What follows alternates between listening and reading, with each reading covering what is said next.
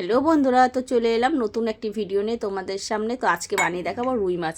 আর রুই মাছটা কীভাবে রান্না করছি সেটাই আমি তোমাদেরকে দেখাচ্ছি। তো ওইদিকে আমি একটি কড়াইয়ের মধ্যে মাছ ভাজা বসিয়ে দিয়েছি, আর এদিকে মাছের জন্য মশলা নিয়ে নিয়েছিলাম সাদা জিরে, শুকনো লঙ্কা, লাল কাঁচা লঙ্কা, আর নিয়েছিলাম আদা আর দুটো মাঝারি সাইজের টমেটো। আর এদিকে একটা বড় সাইজের আলু আমি লম্বা লম্বা করে কেটে ভেজে তুলে নিয়েছি।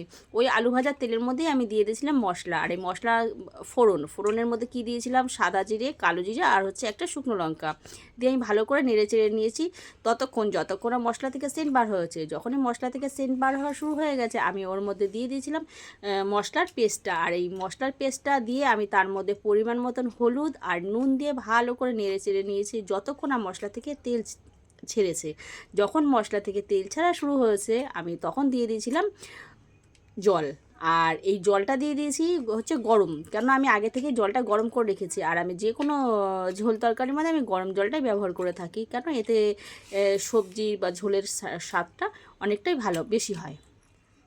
তো এখন আমি এই জলটা পরিমাণ মতন দিয়ে দিয়েছি, যার যেরকম ঝোলের প্রয়োজন হয় সে সেইভাবেই দেবে। আর ওই ঝোলের মধ্যেই আমি ভেজে রাখা মাছগুলোকেও দিয়ে দিয়েছি। যেহেতু মাছগুলো দিয়ে ঝোলটাই আমি একবারে ফুটাবো, তাহলে ঝোলটা খেতে খুব সুস্বাদু হয়।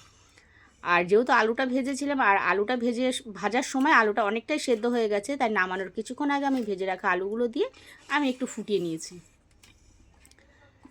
তো এখন আমি আলুটা দিয়ে ঝোলটা একটু ফুটিয়ে নেব। আর বন্ধুরা, আমার ভিডিও তোমাদের কাছে কেমন লেগে থাকে তাহলে কমেন্ট করে অবশ্যই বলবে। যদি আমার ভিডিও তোমাদের কাছে ভালো লেগে থাকে তাহলে অবশ্যই লাইক কমেন্ট করবে, আর পাশে থাকবে, সাপোর্ট করবে। আর আমি সর্বদাই তোমাদের পাশে আছি। আর মাছের ঝোলটা কেমন হয়েছে কমেন্ট করে অবশ্যই তোমরা বলবে। তো আজকে ভিডিওটার বেশি বাড়ালাম না, তো এখানে ভিডিওটা শেষ করছি। তো এখানে দেখো আলুটা সিদ্ধ হয়েছে কিনা সেটা আমি দেখছিলাম। তো এখানে আলুটাও খুব সুন্দর সিদ্ধ হয়ে গেছে। তো টাটা বন্ধুরা।